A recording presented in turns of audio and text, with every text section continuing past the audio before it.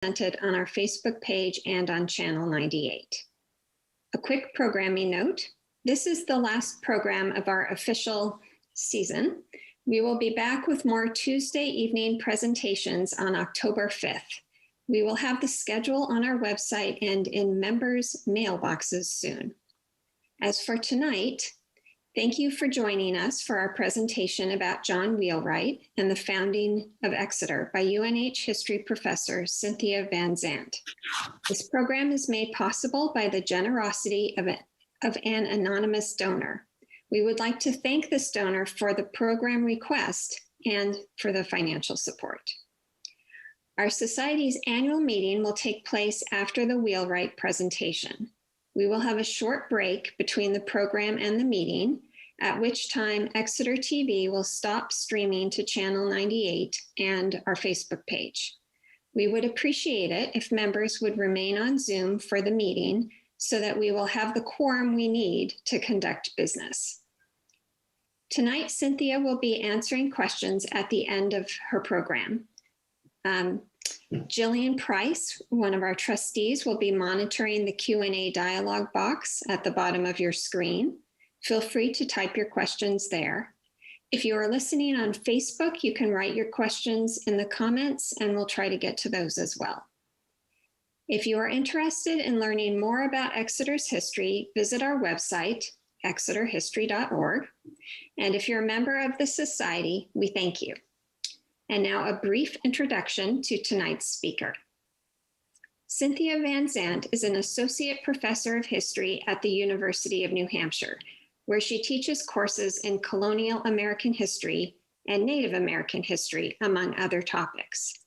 Van Zandt's research focuses on the 17th century, and she is particularly interested in intercultural contacts between Indigenous people and Europeans, religion and colonial communities, kinship and alliance networks, and underground political and religious movements.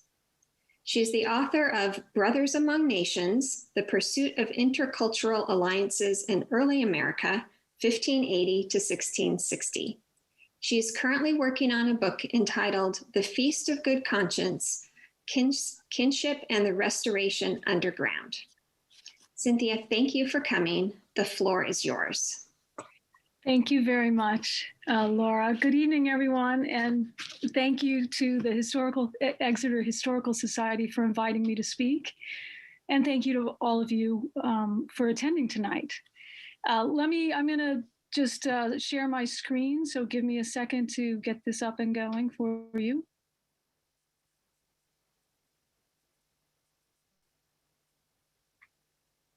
All right, there we go.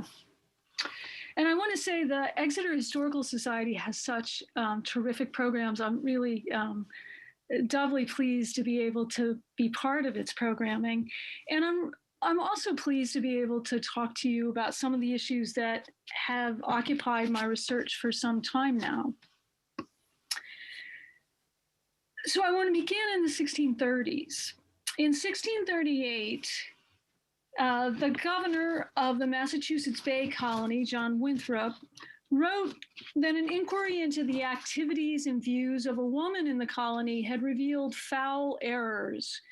And so many of Boston were tainted with them that it seemed to him and to his allies that the woman responsible for spreading these errors had threatened the very foundations of the Massachusetts Bay Colony.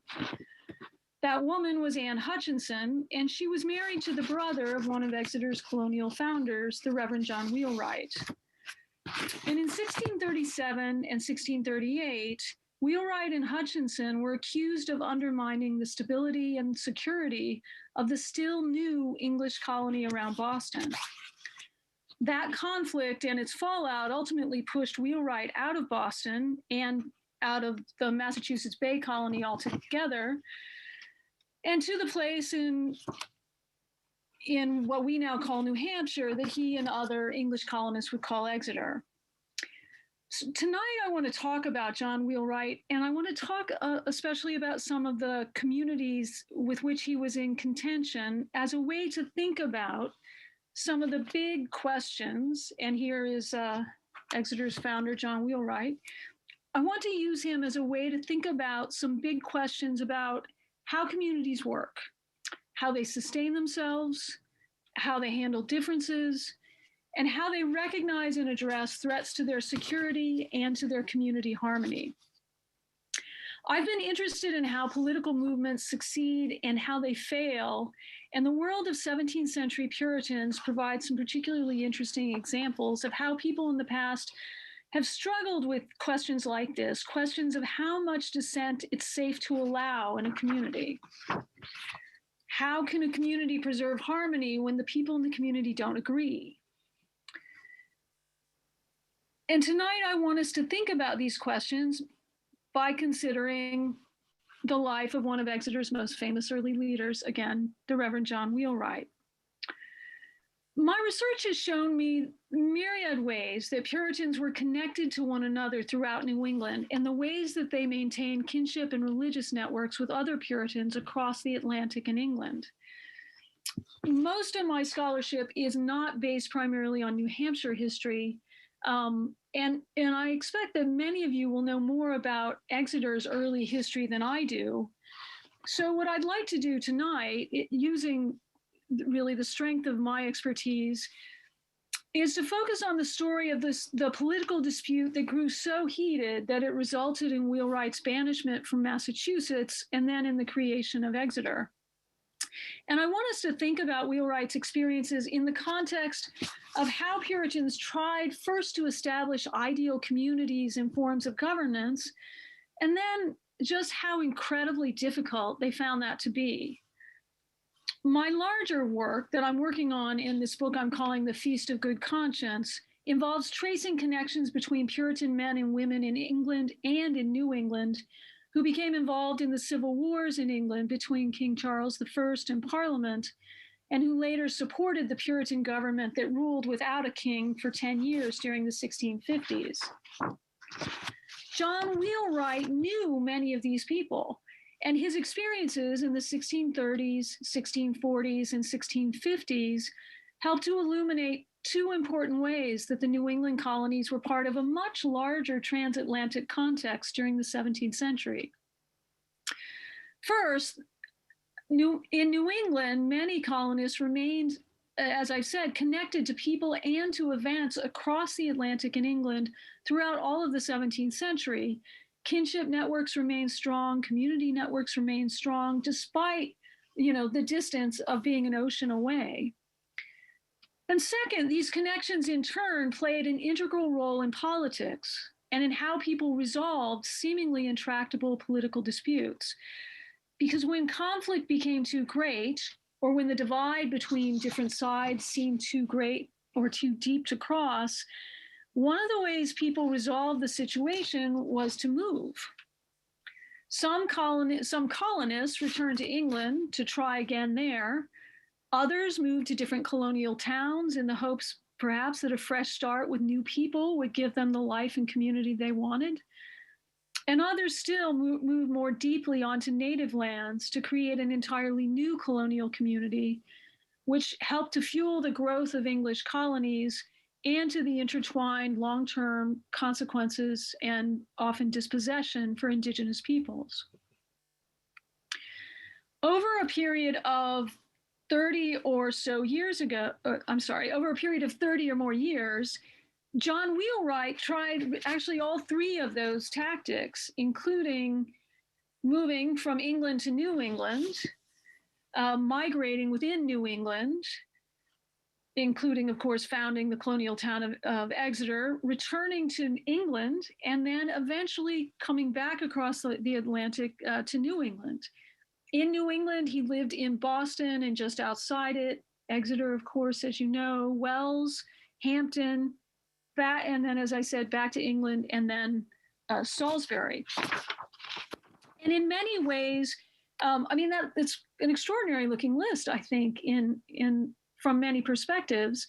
But in many ways, his migratory life really wasn't all that unusual. A number of scholars have shown not only that more than 10,000 Puritans left England to build their own Puritan-dominated communities in New England during the 1630s, But they've also shown that hundreds of them eventually decided to leave the colonies and return to England. And in fact, almost half of the best educated and most affluent migrants to New England, including a significant number of ministers and some of the most affluent and educated men who weren't ministers, actually ended up ultimately leaving New England to go home in the 1640s and 1650s.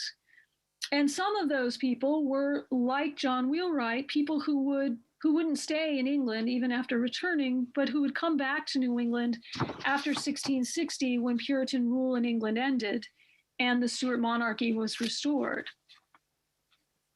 And many of you may be familiar with the stories of the founding of other colonies like Connecticut and Rhode Island, both of which were founded by ministers who didn't find the welcome and the kind of community that they exactly wanted in Massachusetts, where they first began. And so tonight, I want to talk about John Wheelwright and by extension, the founding of Exeter in the context of those larger developments, and particularly in the context of 17th century politics, because for 17th century Puritans, the life of the community was inextricably composed of religious and political values and actions. And they were intertwined, making the question of how to handle difference and dissent all the more supercharged. Exeter's earliest colonial history comes out of this context. So to think about the Reverend John Wheelwright and his family and how they came to the place they called Exeter, and about what that has to do with what I've called the politics of dissent, let me start by telling you a little bit about Wheelwright's earlier life and background.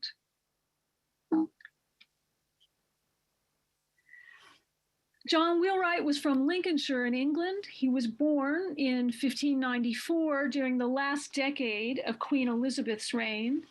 And this portrait is from the 1590s, so it was probably painted around the time that Wheelwright was born. Wheelwright was from a middling but reasonably privileged background. He attended Cambridge University and earned his BA and MA, and was then he attended university in the 16 teens. He was then ordained a minister in 1619 at about the age of 26.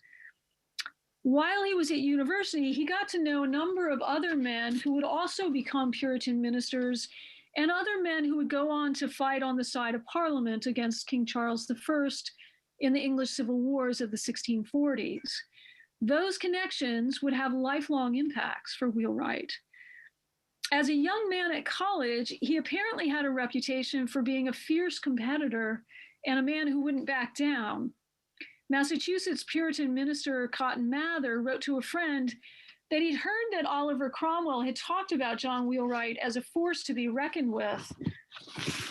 And it's worth sort of remembering who Cromwell was in this context. Oliver Cromwell rose through the ranks to lead the New Model Army and then to rule England as Lord Protector when the Puritans came to power. And Cromwell was known for his charisma, his courage, and frankly, for his willingness to take immense risks. Well, this anecdote about Wheelwright is, I think, especially interesting when you think about who said it, because Cromwell was reported to have claimed that he could remember the time when he had been more afraid of meeting Wheelwright at football than of meeting any army since in the field, for he was infallibly sure of being tripped up by him. And so you're looking at actually a sketch of folk football, sometimes also called mob football, which was one of the most dangerous sports in 16th and early 17th century England. And given that Oliver Cromwell made his reputation as the New Model Army general who almost never lost a battle, I think this anecdote speaks volumes about Wheelwright's sense of competition at the very least. And just to enhance your just the sense that of just how dangerous football was, it was this crazy sport that was sort of probably a kind of cross between what we now think of as rugby and soccer. And actually, in this image, you can see the ball, which at first appears maybe to have been kicked by the guy who's got his leg up in the air. But if you maybe not, I think what the guy the kicker has definitely just done is kick the shins of the guy just in front of his foot, who you see is, clutching his shin and hopping up and down. Shinning, it was called shinning. Shinning was a tactic allowed in mob football. And you were allowed to kick your opponents in the shin, even if the ball was basically nowhere near you. In fact, the only real rules in this version of football was that manslaughter and murder were not allowed. But it was incredibly violent, and people actually did actually die playing football. So this comment about Wheelwright being this, one of these incredibly fierce competitors, I think highlights some traits that he carried with him for the rest of his life. And these traits came out during his protracted conflicts with Massachusetts colony authorities during his years in New England. And maybe they may have emerged before he crossed the Atlantic. Historians tend to assume that Wheelwright refused to conform to required worship practices during the 1630s. Many of these were worship practices that Puritans thought were much too Catholic, or that they dismissed as superstition, because Puritans believed in the necessity of purging the church of later practices and beliefs that had accrued over the centuries since the time of Christ, but which had no basis in the Bible. But during the 1630s, there was increasing pressure from church authorities and the crown to force all ministers and their congregations to conform to established Church of England practices, and even to bring back some practices which had kind of fallen out of use during the earlier waves of the Protestant Reformation. And what happened to ministers who didn't want to go along with this, ministers who refused to comply, was that they sometimes faced fines, many of them quite high. Often they lost their posts, and sometimes they were arrested. It was this that fueled so much of the Puritan migration to New England. And Wheelwright seems to have been a Puritan minister who refused to keep his church position if it meant conforming. And so we know that soon afterwards, he took his family and left England for the new Puritan colonies in North America. The Massachusetts Bay Colony was really only a few years old when Wheelwright and his family came. The first colonists had arrived just right at the end of the 1620s, with many more coming in 1630, and then more every year for the rest of the decade. But from very early on, the colony struggled to create and maintain a version of religious orthodoxy that wasn't really comfortable for all of its colonists, including for some of the ministers who had fled to New England to escape persecution from the English church authorities. One of the most famous examples of this was Roger Williams, who wrote the book that the title page of which you see now. And Roger Williams was banished from Massachusetts in the fall of 1635. So not very long actually before Wheelwright arrived in the colony. And Williams was banished for several things. He had preached in favor of a broad religious toleration that was really unusually broad by 17th century standards. And he spoke in favor of separation of church and state, which was a particularly radical view in the first half of the 17th century. And he was openly critical of the ways in which Massachusetts Bay Colony magistrates' power reached into the realm of religious faith and practice. And all of this made him very unpopular, and added to that was the fact that he insisted that English colonists didn't have the right to take native lands by force, that they had to recognize indigenous title to the land and buy any lands they wanted to live on or farm. All of this got him banished. And after being banished by Massachusetts Bay, Williams moved to Narragansett country, where he bought land from Narragansett sachems, creating the colony we later called Rhode Island. To give you a sense of just how radical Puritans found the idea of separating the civil sphere from the religious realm, Parliament ordered this book, The Bloody Tenet of Persecution for Cause of Conscience, to be burned in the 1640s because Puritan members of Parliament found it so offensive. So, almost 10 years after he was banished by the Bay Colony, he puts the things he's been thinking about for a long time into writing. He publishes the book, he dedicates it to Parliament, and Parliament orders it burned because it's too much for them at this point also. So when Wheelwright and his family moved to the Bay Colony, the Bay Colony had already been contending with ministers who didn't preach the kind of doctrine that the men in charge of the colony wanted, Williams most notably. Very soon after, Massachusetts Bay was upended by a controversy that historians have long called the Antinomian Crisis, which took place over about 2 years, from 1636 to 1638. I'm following from a historian named Michael Winship, who more recently has called it the Free Grace Controversy, which I think is a better description of what it was all about. And also it's a little more neutral. Antinomian is what the victors accuse the losers of being, whereas free grace is, again, just sort of more description. But the core, so what was it all about? The core of the dispute was fought over religious doctrine, over the fundamental question of how Christians attain salvation. John Wheelwright was right smack in the middle of this controversy. Wheelwright and others who found themselves on the losing side argued that their opponents were publicly preaching that obedience to God's laws and doing good work would bring salvation, that only those things would bring salvation. His opponents, though, happened to be some of the most powerful ministers and magistrates in the colony. And so to accuse them of preaching essentially a doctrine of good works as the road to salvation was to accuse them of heresy. All Puritans regarded this view as heresy. Instead, the core principle for Puritans, as for other Protestants, was that faith in Jesus Christ had to come first, that salvation came from faith, first and foremost. But as Massachusetts colonists struggled over this essential question of religious doctrine, the struggle gained force and soon became intertwined with more earthly questions of political and social power. A lot of historians have focused on the trial of Anne Hutchinson, who was John Wheelwright's sister-in-law and who was herself a Boston colonist from an affluent and prominent family. And they have because Hutchinson's influence was widespread. It was unusually widespread for a woman in the 17th century Puritan colonies.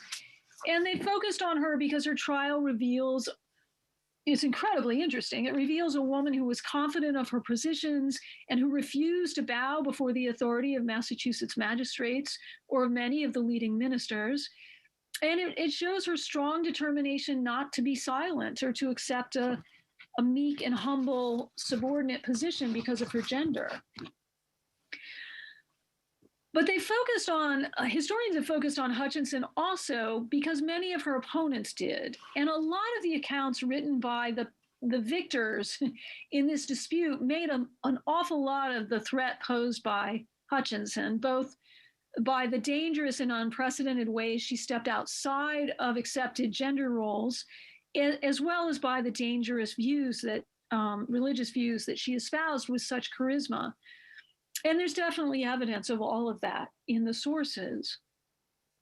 But more recent scholarship shows that their focus on Anne Hutchinson was something else also.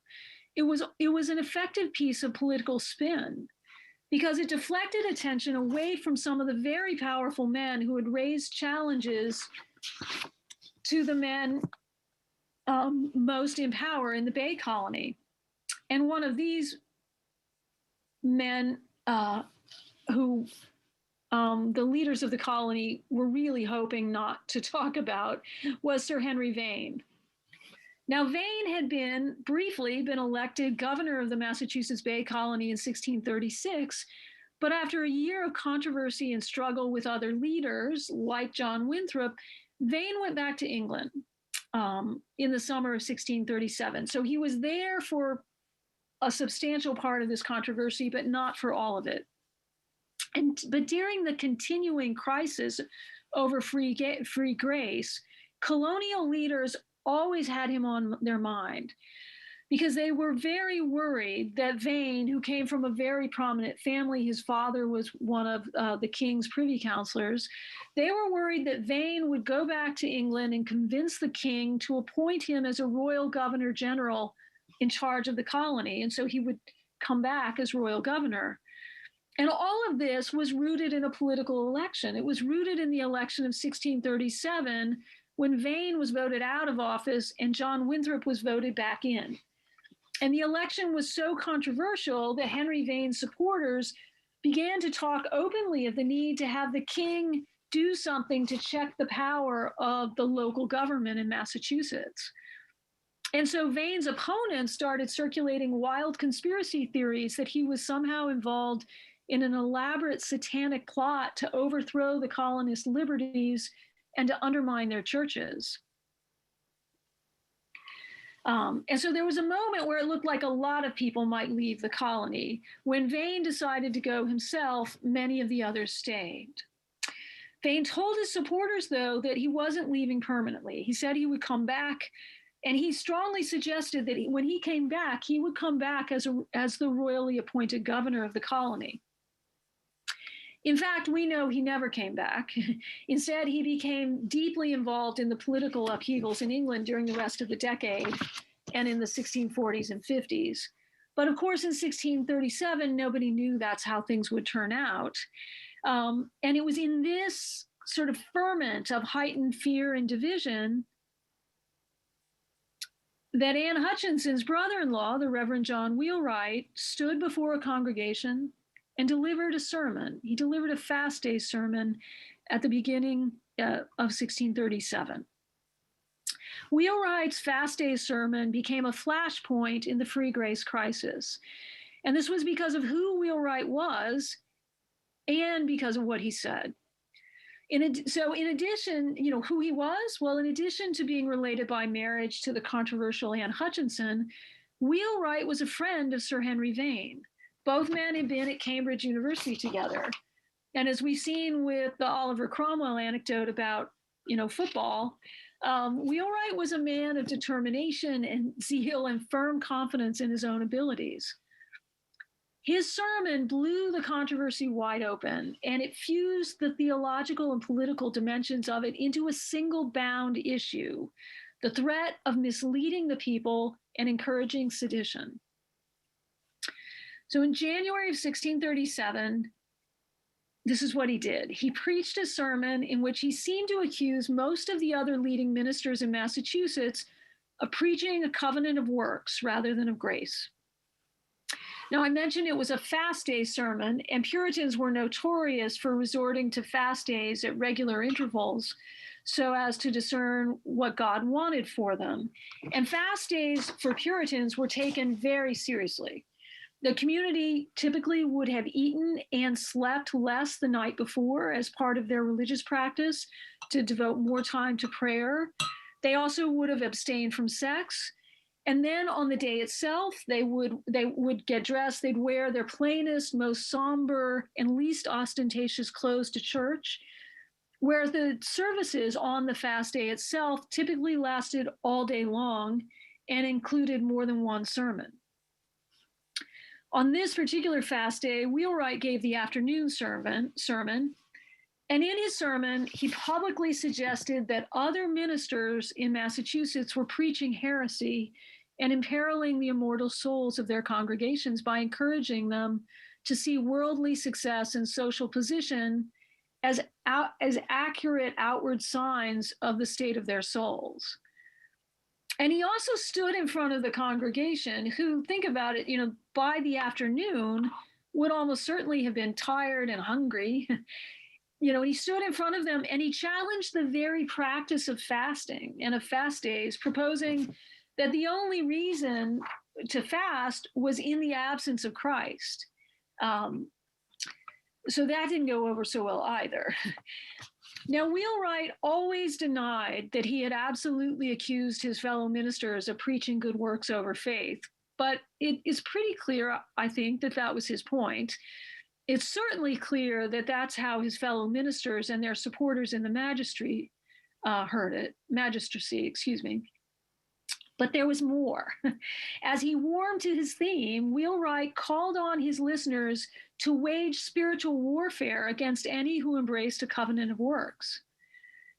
And this is where his opponents found even more that alarmed them. The godly, Wheelwright exhorted, must prepare for a spiritual combat. We must put on the whole armor of God, all the children of God. They ought to show themselves valiant. They should have their swords ready. They must fight, and fight with spiritual weapons. We must kill them with the word of the Lord, he told them, or be willing to be killed like sheep. So at this point, you may be wondering why anyone interpreted this as sedition. After all, I mean, Wheelwright clearly referred to spiritual combat, not to literal fighting. But this wasn't everything he said. He kept talking. And as he did, he gave his opponents the weapons they needed against him.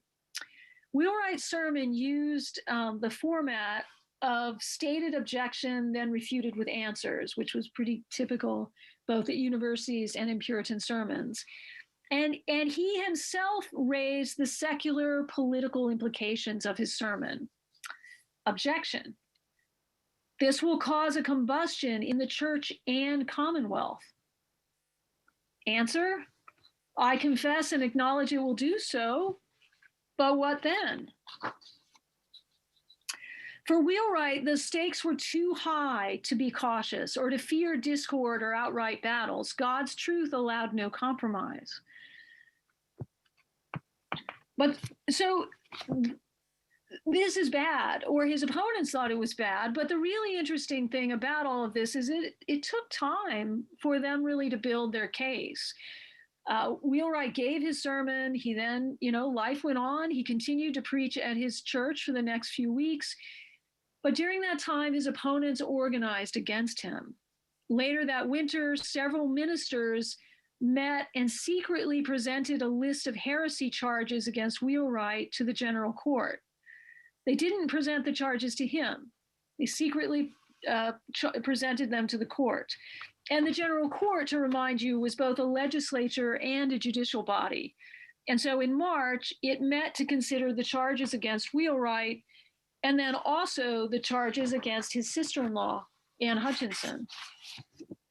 Wheelwright was charged with preaching on the fast day a heretical and seditious sermon tending to mutiny and disturbance.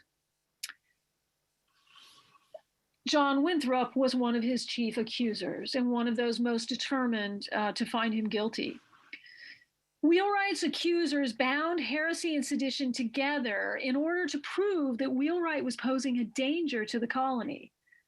In the trial, the other ministers all agreed that the state had the authority to discipline heresies or errors of any church member as are manifest and dangerous to the state. Religious views or religious errors could be treated as sedition if the court judged them to be dangerous to the community and dangerous to the authority of the colony. Even in Massachusetts Bay in 1637, this was highly controversial. And over 40 people petitioned the court in a challenge against its right to try a case of conscience before it was heard by the church. As the trial continued, the court retreated from some of the doctrinal issues themselves and instead focused on sedition. As the prosecutor said, the matter in hand is not the doctrine, whether it be true or false, but the question is whether or not Mr. Wheelwright hath stirred up mutiny in the country and cast aspersions upon the ministers. And all of the ministers, except for the Reverend John Cotton, then spoke directly to the court and insisted that Wheelwright's sermon had attempted to incite his listeners against the other ministers. What's more, they said this was dangerous and it was sedition. But the ministers gave Wheelwright a way out. He was new in the colony, they said, and perhaps his mistake had been perhaps his mistake had really just been that he hadn't consulted with them before preaching.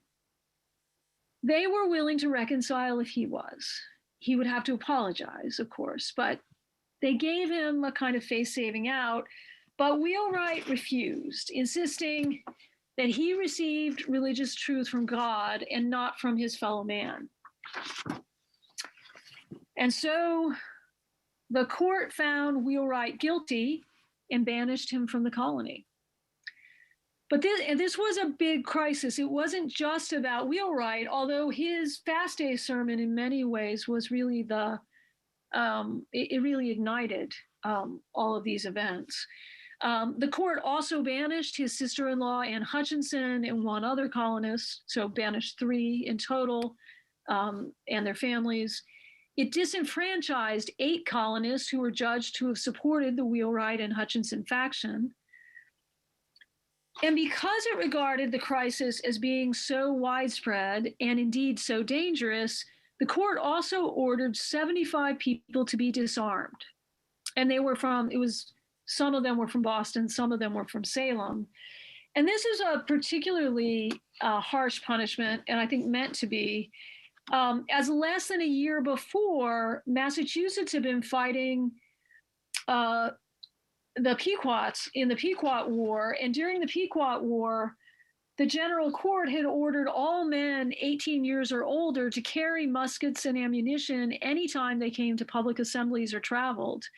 And now the colony was ordering 75 to be disarmed. That is how seriously Massachusetts Bay officials took the challenge to their authority. And of course, as you know, after his banishment, John Wheelwright and his family came and settled with a small number of other English people already in the region and founded Exeter as a colonial town. And Anne Hutchinson, as you perhaps also know, initially was planning to come to the Piscataqua region also, but ultimately decided at the last minute to go south instead to Rhode Island. So banishment was clearly a harsh punishment. It wasn't a uniquely New England punishment or Massachusetts Bay. Other colonies used banishment, including Virginia. But it was a terrible punishment. For Wheelwright, he remembered his trial in banishment as a great injustice and as having caused a great hardship for himself and his family. And he seems to have really remembered this as a deep privation for the rest of his life. He never admitted to having said the things he was charged with preaching. He always explained them as having been understood. And for years, he refused to apologize. And even when he did finally apologize and even publish something that is called an apology, he did it without ever really entirely backing down from his previous beliefs. What you're looking at right now is a letter that he wrote to John Cotton in 1640. So he wrote this, from Exeter. And at this point, he and Cotton are still going back and forth in correspondence over the question of free grace. They're still disputing and arguing. And Wheelwright here at this moment in 1640 is also still refusing to apologize, although he would a few years later. And in that, he was perhaps not so unusual. Puritans were a contentious people. They spent so much of their lives in pursuit of God's one truth that many tended to view the world in absolutist terms that left little room for accommodation or compromise. So what then could someone do when their community included people who didn't share their understanding of truth? Or if they found themselves in a community that didn't accord with their idea of how the godly really should govern themselves or be governed? The New England colonies, consistently offered the option to leave as one way to deal with dissent, both for the community that wanted to purge the dissenter, and that's certainly what happened to Wheelwright and Hutchinson, but also, for the person who was pushed out. And it worked this way in less dramatic circumstances as well for people who weren't banished, but who didn't entirely feel comfortable with the community and wanted perhaps a different kind of community. This is John Davenport, another Puritan minister, who was one of the colonists who founded New Haven Colony. They all arrived from a Puritan community in London, many of them as a group in the Boston area, and stayed for a time. But they didn't find Massachusetts to be quite the kind of godly community they wanted. So they left and founded a new colony. Thomas Hooker, the Reverend Thomas Hooker, did something very similar and founded Hartford, which became the Connecticut colony. This is a 19th century recreation of what Hartford would have looked like in 1640, only a few years after its founding, and the black circle shows you where the minister's house was, where Hooker lived. And of course, I mentioned Roger Williams before. So, Davenport and Hooker were voluntarily left.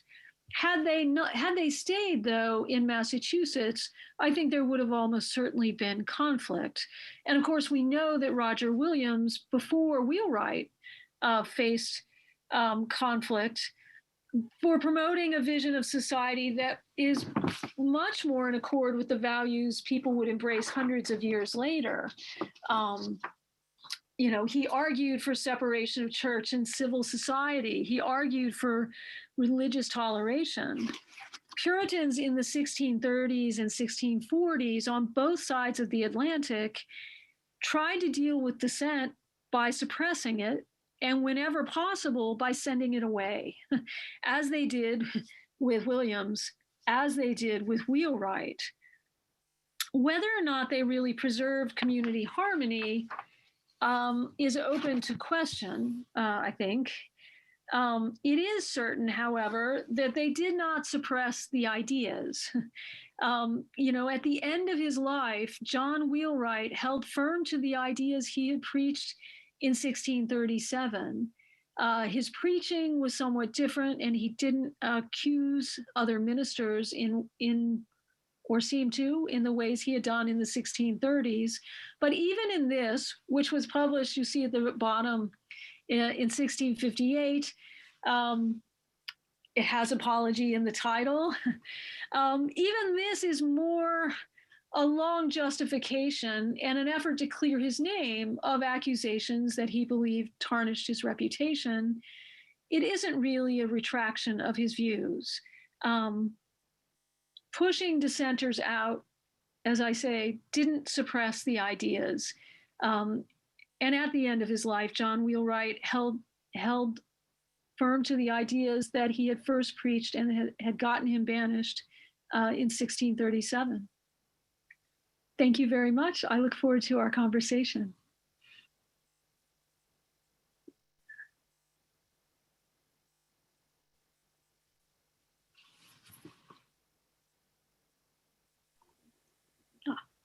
Jillian, do you see any questions? Please feel free to ask your questions now. So we don't have any questions in the Zoom right now. So as Laura mentioned, please go ahead and send them in. I will go over to Facebook and see if we have any coming in there as well.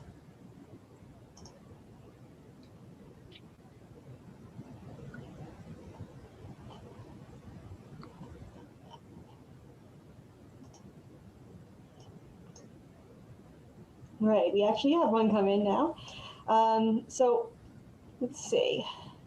What was the divide between the Church of England and Puritans, and was Winthrop a Puritan, or was he more towards the Church of England, do you think? Winthrop was definitely a Puritan, absolutely. Let me think about this for a second. Puritans wanted a much more thoroughly reformed church than the Church of England represented at this point. They're all Protestants. So we've had the Protestant Reformation, and the Church of England, from the days of Henry VIII, had broken away from the Roman Catholic Church, but it still included some forms of worship that looked pretty much like the Roman Catholic Church. So, for example, some of the things ministers would wear, some of the practices like genuflecting at the altar or during communion.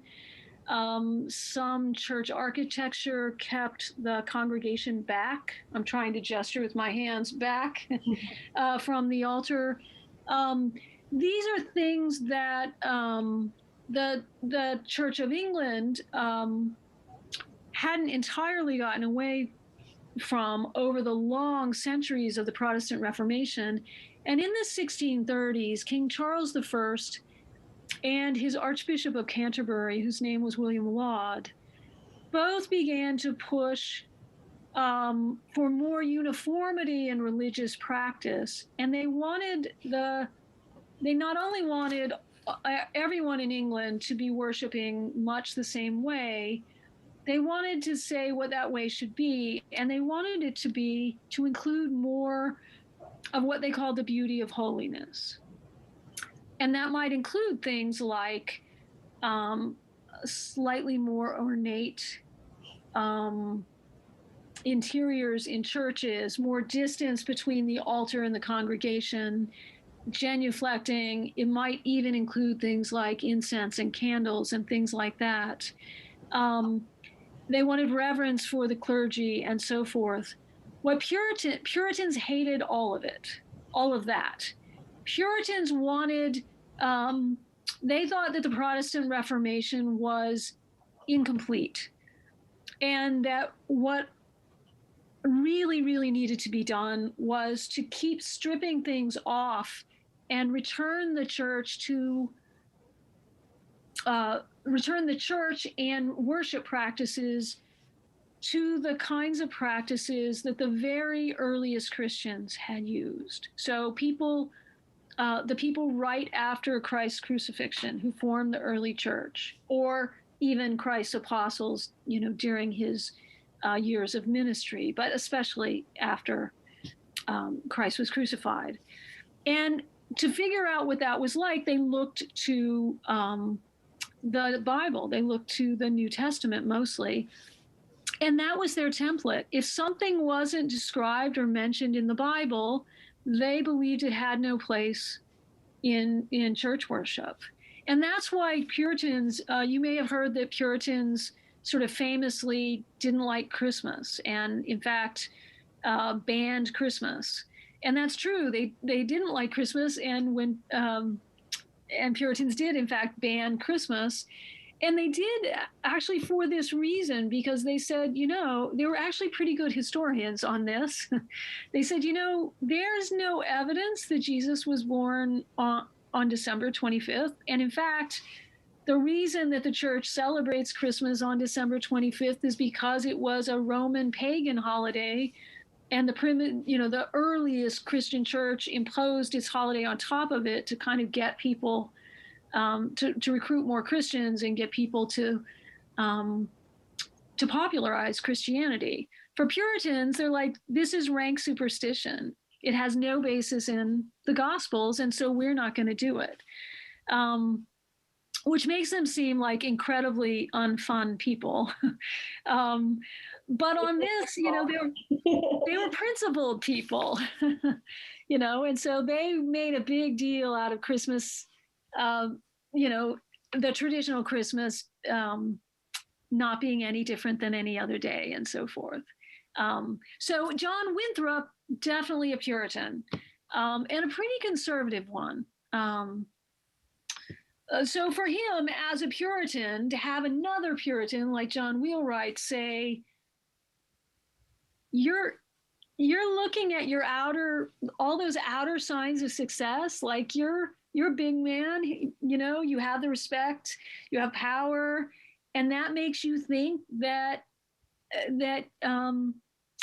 God's going to grant you eternal life. But that's wrong thinking.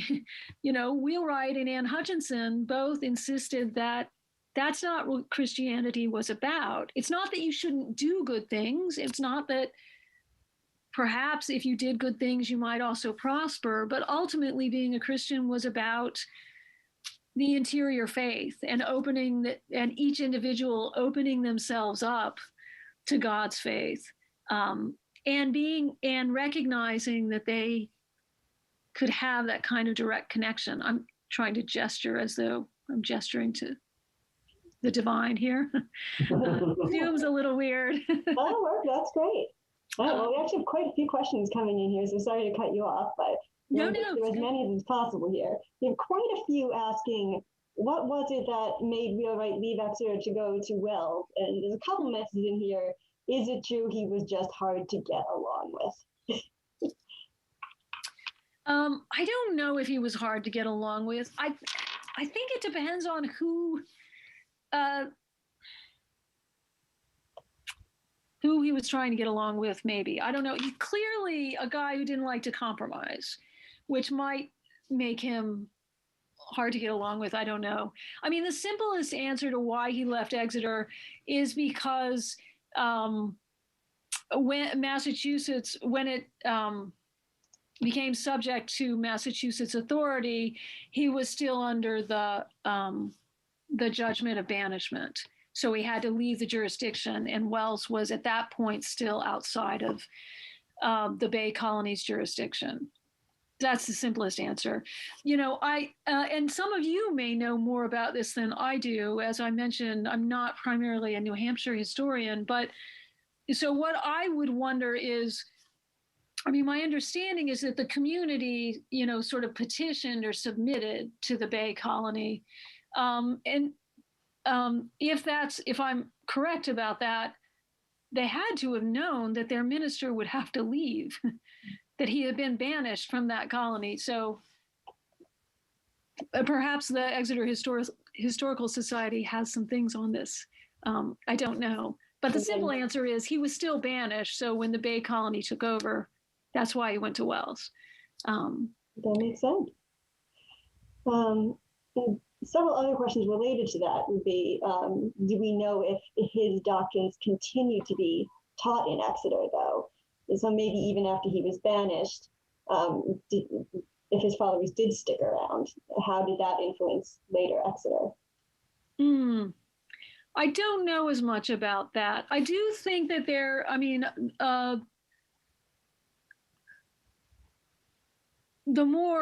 the less controversial, more orthodox Puritan elements of his teachings, I think, continue to find a place in Exeter.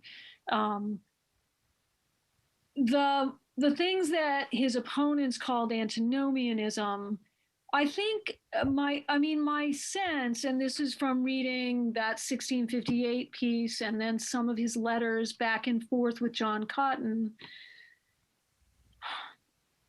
my sense, I guess, is twofold. One, I think he was actually less controversial in terms of doctrine than his opponents believed. I think he was, at times, tried a little too hard to be clever. And at a time and in a place where that cleverness skirted too thin a line, and people saw it as heresy rather than cleverness, or rather than arguing a kind of very fine point of doctrine, or making a kind of fine distinction that wasn't heretical, if that makes sense. So I think I think after the experience of his trial and banishment, my sense is that he made fewer of those kinds of fine distinctions. We know that one of his later congregations in Hampton actually wrote to Massachusetts and asked Massachusetts to kind of issue kind of a sort of an apology / clean bill of health for Wheelwright years later, to say, after Thomas Weld published his account of the Antinomian Crisis in England, the people in Hampton Weld's account makes Anne Hutchinson and Wheelwright both look like antinomians and like people who were fomenting sedition. And this is years later. Meantime, it's published when Wheelwright is preaching in Hampton, and his church asks Massachusetts if they won't please defend him because he's been their minister for several years now, and in their view, he has been completely orthodox in every way. So given that, what I know about Hampton, it makes me hypothesize that he probably was similar in Exeter. But again, I defer to local experts on this, of whom there may be some on the call. Always room for more research. All right. Okay. Next, could you speak a little bit about Wheelwright's relationships with the indigenous population in Exeter? Again, I don't know as much about that. I know he does seem to have followed Roger Williams' injunction to recognize indigenous leaders and recognize indigenous title to the land and purchase it. That's about all I know so far, although it's a subject that I'm quite interested in. I came to Wheelwright, I should say, not initially through my interest in indigenous history, but through my interest in some of these English Puritan men who fought against the king in the 1640s and 1650s. So I haven't gotten as far in my research as looking more carefully at his dealings with the Squamscots and other indigenous peoples. All right. Well, in relationship to your research on kinship, then, is there any record on Mary Hutchinson's positions and thoughts on when she was banished and when Wheelwright was banished? Can you say the first part of that again? I'm sorry, I didn't understand. Mary Hutchinson, did she have any position or thoughts about when they were banished? Was she as outspoken as her sister? I don't know. I wish I did. I don't know. And her mother also came to Exeter, right, with them. I don't know. Other than, I will say, so indirectly, in Wheelwright's own writings, I know that when he writes about the high cost of the banishment, he always mentions the high cost to his family, and specifically, he says his wife and children. Beyond that, I don't know. And I guess I would throw this question out at some of you Exeter experts. Are there Mary Hutchinson letters? I've just been reading kind of Wheelwright stuff and kind of published things the men published, but in this book that I'm working on right now, one of the things I'm actively looking for are women's letters, account books, recipe books, anything by women. Barbara is telling me that she does not know of any, but those would definitely be fantastic if they ever do turn up. I know, wouldn't they? Where are they? I know. Can't get out of our house to go to archives anymore, so. I would say she was certainly would have been literate, I'm sure. Yeah, I'm trying to go through these remaining questions and sort of group similar ones together. We have a question: is he related to Esther Wheelwright, who there was a captive narrative? Yes, she is a descendant. I want to say granddaughter, but I may not have the right number of generations. But yes, she's one of his descendants, who I know, right? She becomes an Ursuline, doesn't she? In New France. Right. So she's taken captive in maybe King William's War. I can't remember. Ends up ultimately not being redeemed, converting to Roman Catholicism and becoming an Ursuline nun, and maybe head of the convent. I can't remember. It's been a little while since I read about her. So given the Puritan fears of Roman Catholicism, it is interesting that one of his descendants ended up not only becoming, converting to Catholicism, but actually becoming a nun. Wow, well, that's quite the shift. Let's see, I have a couple of doctrine type questions.